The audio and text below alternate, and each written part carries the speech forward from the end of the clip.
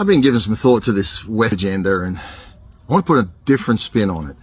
It's they say you'll be happy and own nothing, and I say we'll be happy when nothing owns us. And huge difference there, two different paradigms. You'll be happy and own nothing. I think people are fighting for all they're worth to try to hold on to things which they can't hold on to anyway. I'm not saying give it up, I'm not saying give it to them. But when you're happy and nothing owns you, that pulls in stuff. It'll pull in abundance. But it's a mindset, and it's a mindset of freedom. It's a mindset of living in freedom. Like a relationship, when you think about it, if you have one person who's saying, you'll be happy when nothing owns you, and the other one's saying, well, I'll be happy when I, when I own everything, it doesn't work.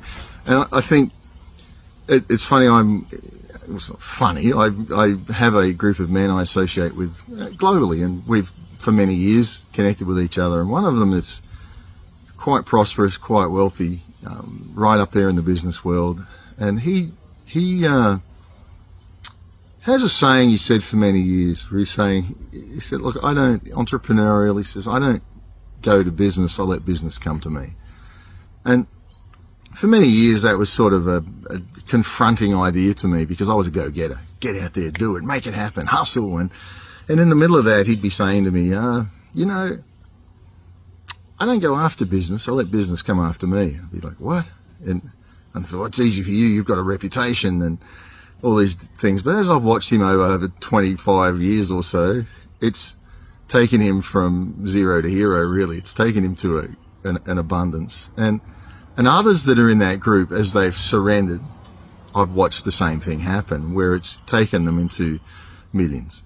And and as I've associated, flowed with these men, might be the better way to do it, you start to realize that there's such a freedom in happiness when nothing owns you. Because our identity is not in what we own. And in the world, people make such identity in their house, their car, their job, and I remember in my life, I went through a process of years of having that stripped from me, my identity. And it was hard. What do you do? And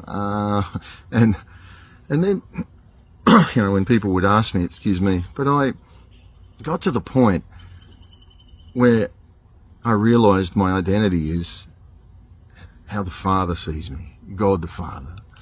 And I realized that I am of value. And one of these men, we talk about the orphan heart. I said, so many of us, we all struggle with an orphan heart. We try to be accepted. We try to be noticed. We try to be. We're back to the do to the be, right? We do to try and be something. I want to be a success. But when you get it the other way around, where you're able to let go of life and be, then when you just let go, everything happens out of that. You will do out of that. The true you starts to come out. And people look and go, but that true me, what if it's not accepted? Well, it won't be by some, but others, it'll pull in the right people. And what we don't see is that in our attempt to do, when we're doing things to try to be, our state of being, to try to be something, life feeds on us. Your health will suffer. Your peace will suffer. You'll have anxiety. You'll have insecurity. You'll have fear as your state of being, because you're feeding it by trying to do. I'm trying to do this. I'm trying to be someone. And I know great example people, all of us, people like that. Like I said, it was my journey, but I look at someone dear to me and see so much amazing potential in there. And they know it's there, but they don't know how to tap into it.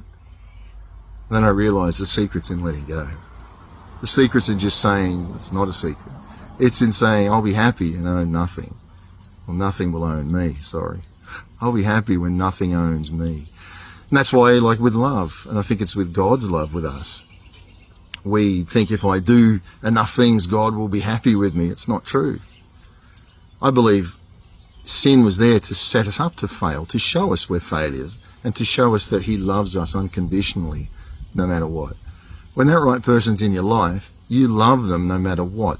They can't get that in their head. Yeah, there's still practical things you've got to live, but that's the joy of the journey, to walk through those things. The joy of two hearts coming together and saying, we'll make this happen because I believe in you. I love you. I may not love everything that you do or say, but I love you. And as we live in that state of being, of love, everything's created around that. Life comes to that. And I've seen it personally with people that I know. Millions will come to that. Businesses will come to that. Opportunities will come to that. And then it just becomes a case of flowing. Now you could say, well, gee, I've got this business now. I have to make it happen. I'll work it and I'll really, extract the maximum out of this. And we're going to be faithful with what's there, but I think often it still is a flow. Like a relationship, it's a flow. Someone could sit and say, where's your relationship going to be in 5 years? Well, let's be honest here. 5 years ago, did you expect to be where you are now? Did you? If you said yes, you're probably a liar. Maybe in some things you might have, but I mean generally in your life, in the people you're with, the situation of what's around your life, you can't control tomorrow. You can't even control today. You've got to just enjoy what God brings to you. And you'll be happy when nothing owns you. And in that, I surrendered. I surrendered through to the freedom that Christ brought me. Does that mean I now go to church? No, I am church. Other believers, other people that are of the same flow, like I said, men globally.